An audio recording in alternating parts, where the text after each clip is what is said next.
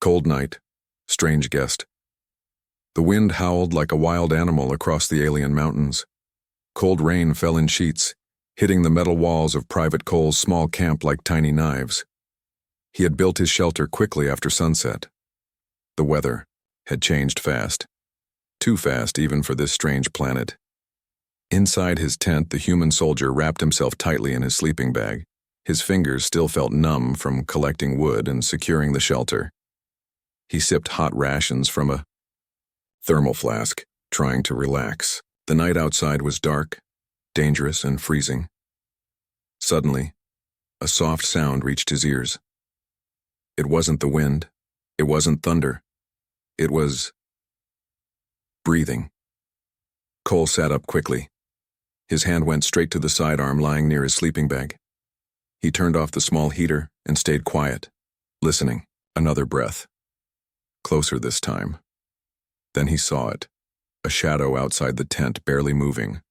Crouched. Watching. Cole moved slowly, opened the tent's flap, and aimed his flashlight. There she was. An alien girl, small and thin, soaking wet. Her large violet eyes blinked slowly. Her skin had a pale glow like moonlight. Strange marks covered her arms. She didn't speak. She didn't move. She just stood there shaking, her body half covered in torn cloth. Cole lowered his weapon. His military brain screamed at him, "Don't trust unknown aliens. Call it in. Stay safe." But his gut said something else. She's not a threat. She's just cold. "Hey," Cole said softly. "You're gonna freeze out here." The alien girl tilted her head as if she didn't understand his words.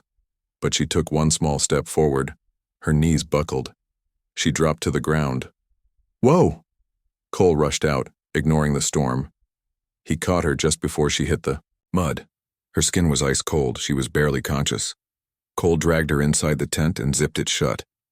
Now what? She was wet. Freezing. If he left her like this, she would die. But she didn't have human clothes. No blanket. No heating pad. There was only one thing in the tent warm enough to save her. Cole looked at his sleeping bag. "No way," he muttered, to himself. "That's insane." But she groaned weakly, her eyes fluttering open, lips trembling. There was no time. He unzipped the sleeping bag, laid her inside carefully, then slid in after her. At first it was awkward. She stiffened. So did he. But then she made a soft sound, like a purr, and curled slightly toward him. Her skin slowly warmed. Cole lay still, heart pounding. What am I doing? She was breathing easier now. One of her hands touched his chest, gently. She sniffed his shoulder. Her other arm wrapped around his waist. "Oh, wow," Cole whispered. "You're a cuddler, huh?" She didn't answer. Of course she didn't. But then she spoke a word in her language. A soft, musical word. It sounded like Vunari. He didn't know what it meant, but she said it with peace in her voice. Cole didn't sleep much that night. She pressed close. At one point she started copying his breathing. Inhale, exhale, matching him exactly. Her face rested near his neck. Her skin smelled faintly of wild herbs and something sweet. He tried not to think too much, just helping her survive the night, he told himself. That's all. By morning, the storm was gone. The sky was blue and silent. But inside the tent, something had changed. Cole opened his eyes to find her watching him closely. She wasn't scared anymore. She reached up, touched his cheek, and whispered, "Vunari again." Before he could respond, she crawled out of the sleeping bag and stood up. Her movements were graceful, almost like dance. She walked to the edge of the tent, paused, and then looked back at him with an expression he didn't understand. Then she was gone. Cole rushed outside, but she had vanished. Only one thing remained. Small ring. It was carved from bone, painted with alien symbols. She had left it behind, right where he had slept. Cole stared at it, confused. What just happened? He didn't know it yet. But that one cold night, that small act of kindness, had started something much bigger. Something that would change Both of their lives forever. Too close for comfort, Cole stared at the small ring in his hand for a long time. Its surface felt warm, like it had absorbed her body heat. Strange symbols were carved into it. Lines, circles, and what looked like a sun being split in half. He placed it in his pocket and looked out over the alien forest. No sign of her. No tracks. Nothing. Did I imagine it? He whispered to himself. But the scent of her still lingered in the sleeping bag. A soft, wild smell like crushed flowers and wood smoke. Cole shook his head and tried to focus on survival. He cleaned his gear, scanned the perimeter, and prepared for another patrol mission. But something inside him had shifted. He kept glancing at the trees, half expecting her to return. She didn't. Not that day. Not the next. But on the third night, when the temperature dropped again and his campfire burned low, she returned. Cole was boiling water when he heard soft footsteps behind him. He turned, and there she was, standing at the edge of the firelight, silent and glowing faintly under the twin moons. She didn't speak. She simply walked forward, slowly, and without asking, crawled back into his sleeping bag. Cole blinked. Welcome back? She curled up inside like it was her home. Then she looked at him and tapped the empty space beside her. An invitation. Cole hesitated. Okay, just like before, he muttered. For warmth, nothing else. He slid in next to her again. This time, she didn't just curl up. She mimicked everything he did. When he adjusted his breathing, so did she. When he blinked, she blinked.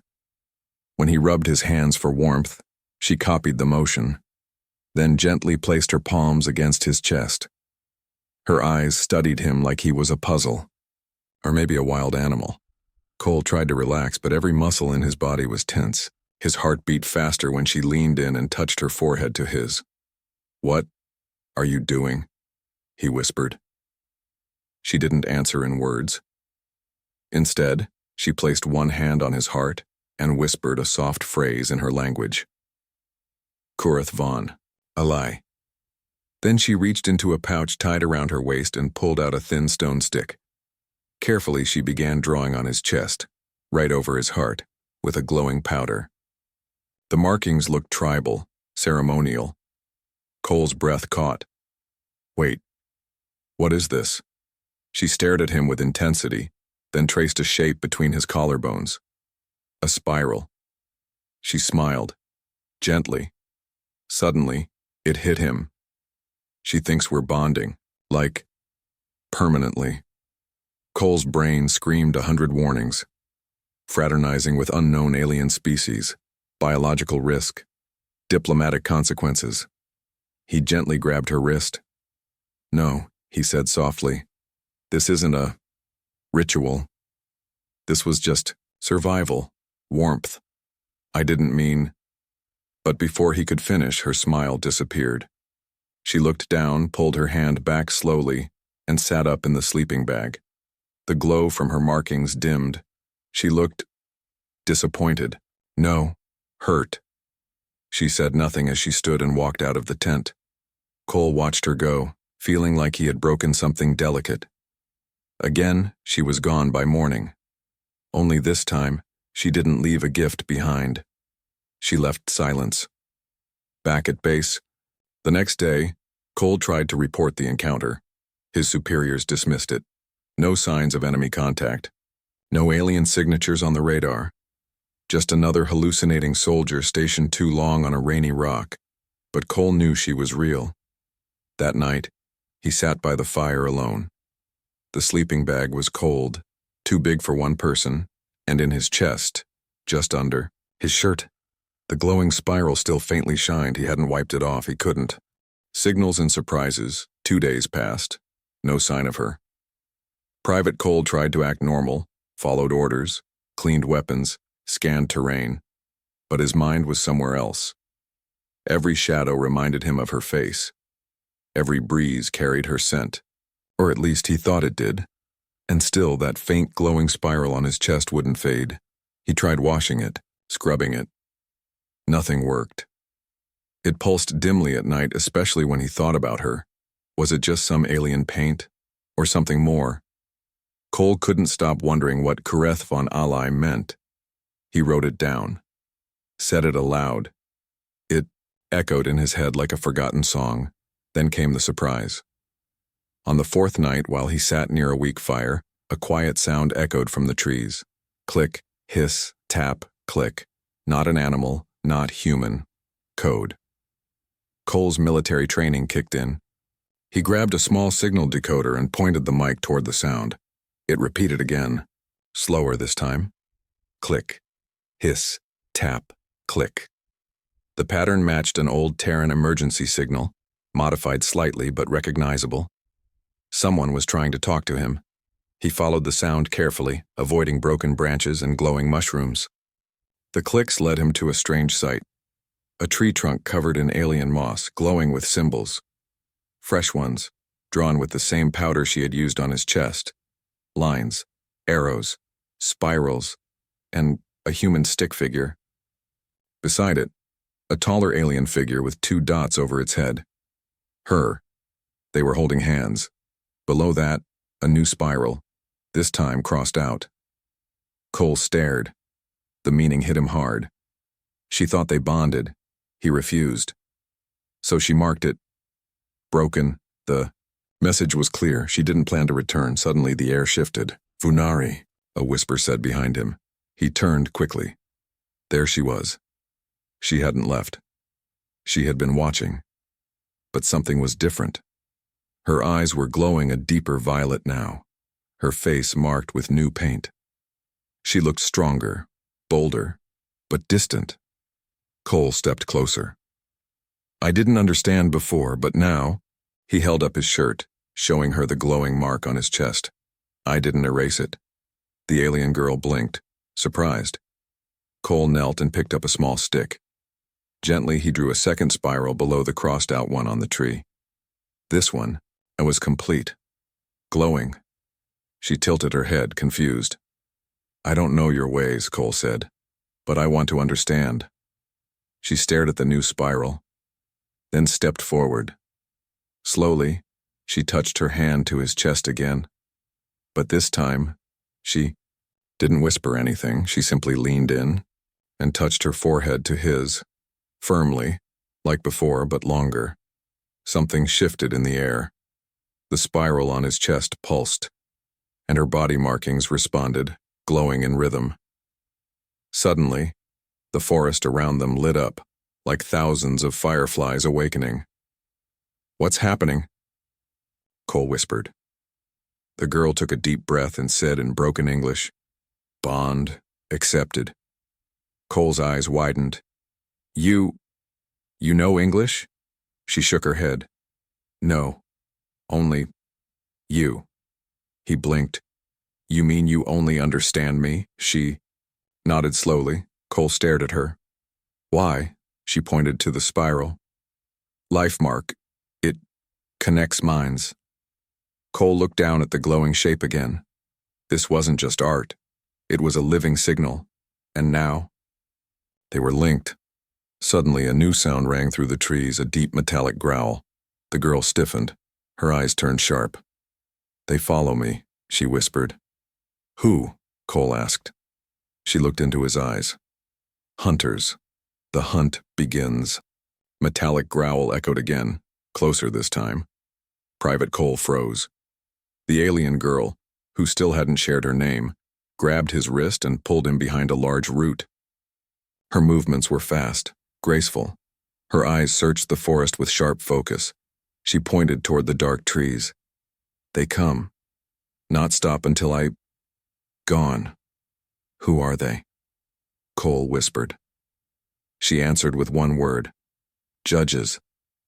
Before he could ask more, a shimmering flash passed through the woods, then another. At first glance, they looked like shadows. But as Cole stared harder, he could see tall figures wearing cloaks that shimmered like glass.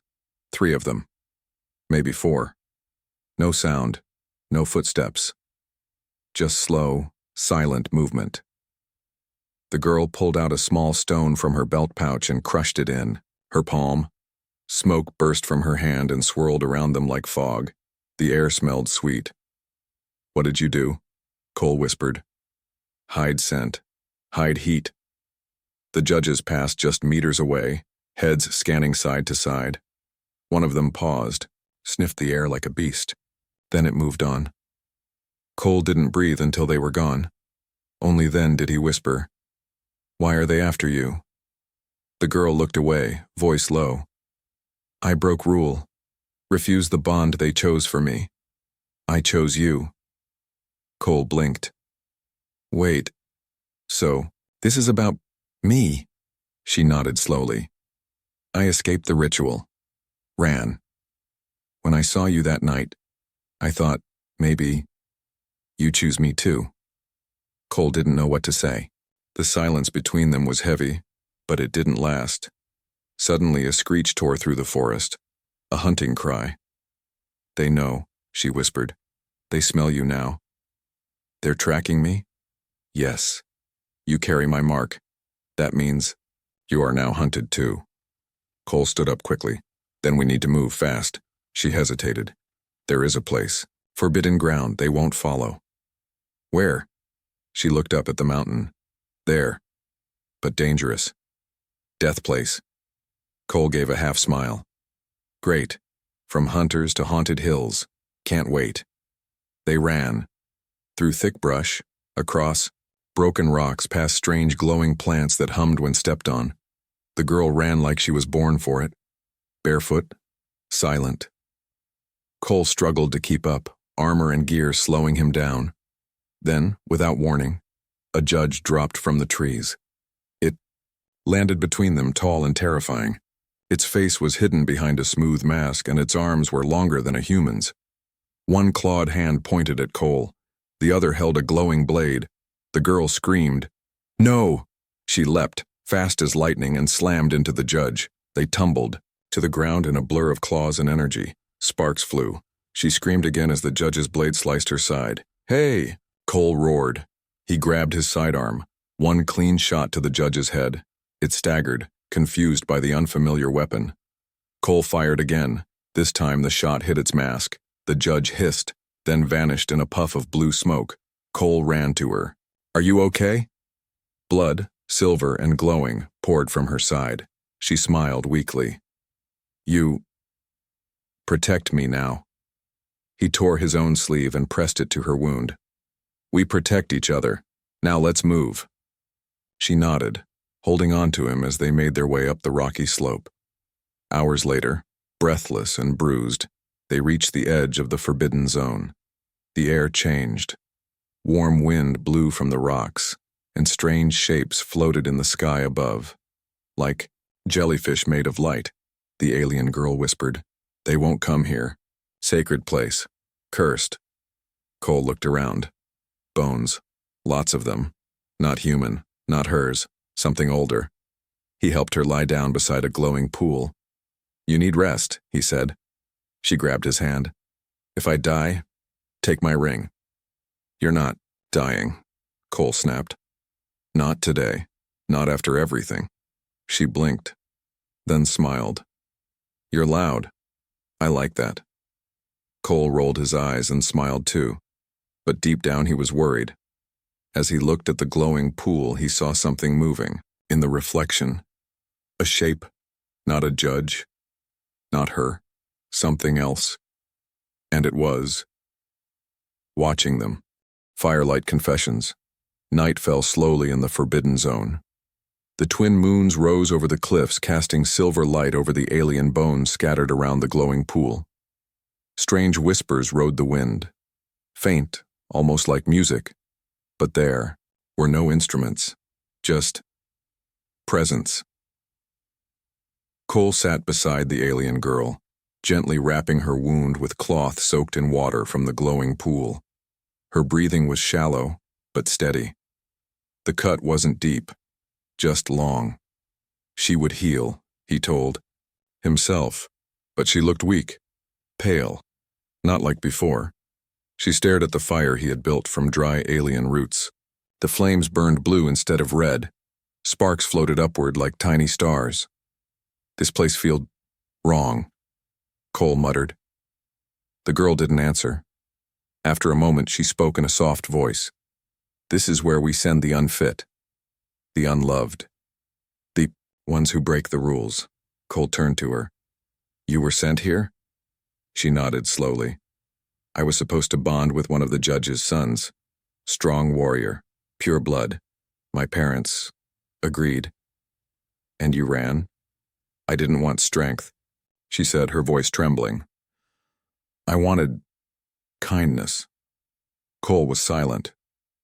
The fire crackled between them. I saw you, she continued. That night, helping a wounded beast, you healed it. Then you let it go. You were watching me? She nodded. From the trees, I thought, maybe this human is not like the others. Cole gave a small laugh. Most humans aren't. I was just doing what felt right. She turned her face toward him. That's why I marked you. Cole looked down at the faint glowing spiral on his chest. You really thought I knew what it meant? No, she said, but I hoped you'd feel it. He took a deep breath, staring into the fire. I didn't understand it at first. I thought you were just trying to stay warm. I didn't know you were risking everything. I was. Silence again. Then Cole spoke. Why me? Out of everyone. Why choose a stranger from another planet? She looked at him for a long moment, then said, Because you never looked at me like I was dangerous, or broken, or a tool. She paused. You looked at me like I was someone. The words hit deep. Cole looked away, pretending to adjust the fire. I'm not special, he muttered. I've done things I don't want to remember. Your hands shake when you sleep, she said softly, but you still held me without fear. He glanced at her. How do you know so much English now? I listen, she said. I sync with your voice. With the mark, it becomes easier. Your thoughts are loud. Cole blinked. Wait, you can hear my thoughts? She smiled faintly. Only surface ones. Like now. When you're thinking, is she inside my head right now? He coughed. Yeah, that's exactly what I was thinking. She giggled, quiet, like wind chimes. But the moment passed quickly. A shadow moved across the rocks in the distance. She sat up. We're not alone. Cole reached for his rifle, heart suddenly tense. But it wasn't a judge. It was something older. A large shape stepped out of the glowing mist. Twice the height of a man. Its body was covered in bone armor. Its face was hidden behind a carved skull mask. It didn't speak. The girl gasped. A sentinel. Cole pointed his weapon. Friend or foe? Neither, she whispered. Guardian of this place. It speaks only when the bond is true. The sentinel took one step forward, then another. It raised its hand. Not in attack, but in blessing. A strange warmth filled the air. Then the glowing pool behind them began to swirl, and in the reflection, they saw themselves, not as they were, but as a pair, bound, glowing, together. The girl covered her mouth. It accepted us. Cole stared, unsure what it meant. But one thing was clear. Something ancient had recognized their bond. She turned to him and whispered, Then it's true. You are my chosen. He looked at her gently. Maybe I didn't choose it in the beginning. Reached out and took her hand, but I choose it now. The bond ritual. The sentinel stood still like a statue, massive, silent, glowing faintly under the moonlight. Its carved skull mask seemed to look straight into Cole's soul. Beside him, the alien girl's breathing had changed. She looked not afraid, but honored, awed. I never thought it would appear, she whispered. Cole kept his hand on his weapon, just in case. What is it, really? She didn't look away from the sentinel. It is called Runkai. Only comes when a true bond is made, one that crosses blood, race, even stars. Cole raised an eyebrow. So we're in some kind of ancient alien marriage ceremony now? The girl smiled gently. Not marriage. Deeper. A soul thread. If it accepts, it means the planet has marked us as one. Wait, the planet? Cole blinked. She nodded. My people believe the world is alive, that it watches, and when two beings become one in purpose, it notices. The sentinel slowly raised its hand, and in its palm, a blue crystal orb floated, humming softly. Then, without warning, it released the orb. It floated toward them. The girl stepped forward and placed both her hands under the orb. It hovered an inch above her palms. I cannot complete the bond alone, she whispered. You must place your hand with mine. Cole hesitated. He didn't fully understand what this meant, but he remembered that cold night, her trembling, the look in her eyes, and the ring she left behind when she thought he had rejected her. He took a deep breath and placed his hand over hers. The orb exploded in light. It wasn't blinding. It was soft, warm, like sunlight through water. The light wrapped around them, flowing through their fingers, their chests, their thoughts. Suddenly, Cole could feel something strange. He wasn't alone in his head. Do you hear me? A voice asked. Not in English, but perfectly clear. It was her. He gasped, but his mouth didn't move. Are we thinking together? Yes, her thoughts answered. This is the soul thread. It is not forever, unless you accept. Cole's mind raced. It was too much, too fast. But then something more surprising happened. She saw his memories. Earth, his first mission, the war, the guilt, the nights he cried in silence, wishing he could forget the screams of the ones he couldn't save. And then, her memories flowed into him, her mother's cold eyes, the forced ceremonies, the fear of being useless, the day she saw him pet that injured alien creature and thought, he is not like them. They stood in silence, no longer just alien and human, now truly connected. When the light faded, the orb had vanished and the sentinel was gone. Only a symbol was left behind, burned into the rock at their feet, two spirals, intertwined. The girl let out a breath. Her skin shimmered with soft, glowing patterns, new ones, marks of the accepted bond. She turned to him, no longer shy, no longer unsure. My name is Lara, she said clearly. Cole smiled. Took you long enough? Suddenly, a deep rumble shook the ground. Lara's expression changed. They know, Cole frowned. Who? The judges. They felt the ritual. What, they've got bond radar now? No, she said grimly. But now that the world has accepted us, they will try to erase it, to silence what they fear. Cole stood, tall, and pulled his rifle from his back, then let them come. This time they won't be chasing a runaway girl. He looked at her, eyes hard. They'll be facing both of us. Warmth in the cold world. The sun rose slowly over the cursed cliffs, but it brought no peace. Lara stood at the edge of the sacred pool, her body still glowing with the marks of the bond. Cole stood beside her, watching the horizon, rifle in hand. The earth beneath them was no longer silent. It pulsed faintly beneath their feet like a heartbeat. They're coming, Lara whispered. I feel them. Cole looked toward the trees. A cold wind blew, carrying the scent of smoke and metal. He adjusted his grip on the weapon. Then we hold the line. Lara turned to him. They won't just attack you. They'll try to break the soul thread. Tear it out. If they do, I'll forget you. Cole's jaw tightened. Let them try. Moments later, the trees split open. The judges arrived. 5 of them, walking in perfect silence. No words, no sounds. Their long limbs shimmered. Their masks now displayed red lights, symbols of death command.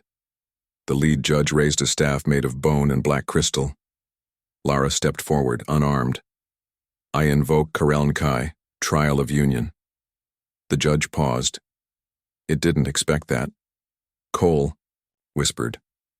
What's that? If they refuse the bond, they must prove it's false. Through combat, she answered. They don't just want me back. They want proof I never connected with you. The judge pointed the staff at Lara, but Cole stepped in front of her. No, he growled. She doesn't fight, I do. The judges laughed, not with sound, but their masks flickered, mocking. The largest one rushed forward, claws raised. Cole didn't hesitate. He dodged, rolled, and fired. The alien's shoulder exploded with light. It screamed, then vanished in a burst of smoke. The second came from above, leaping like a spider. Cole caught it midair with a knife strike, slashing. Its mask, it collapsed, but the third was fast. It grabbed Cole by the neck and lifted him into the air. His gun fell. He choked, eyes burning. Then, a flash of light. The glowing spiral on his chest blazed like fire. So did Lara's markings. Suddenly, the judge howled in pain. It dropped Cole and stumbled back, smoke rising from its hand. Lara stepped forward, palms glowing. The bond burns liars, she said coldly. You cannot undo what the world has accepted. The final two judges turned and ran. The trial was over. Cole dropped to one knee, coughing. Lara rushed to him, kneeling. You were willing to die. He looked up at her. For you? Yeah. I didn't even think about it. She touched his cheek. You are not weak like they say. Not lost. You are warm. He smiled. So are you. Later, as they sat beside the fire once more, this time unafraid, Lara handed him something. It was the ring she had once left behind. Now, she said softly, you may keep it. Cole took it slowly and slipped it onto his chain. What happens now? He asked. She looked up at the stars. We go, not as runaway and soldier, but as soul-marked. Cole chuckled. And where do soul-marked couples go? She smirked. Anywhere the world fears them. He laughed, and for the first time in years, it felt like home.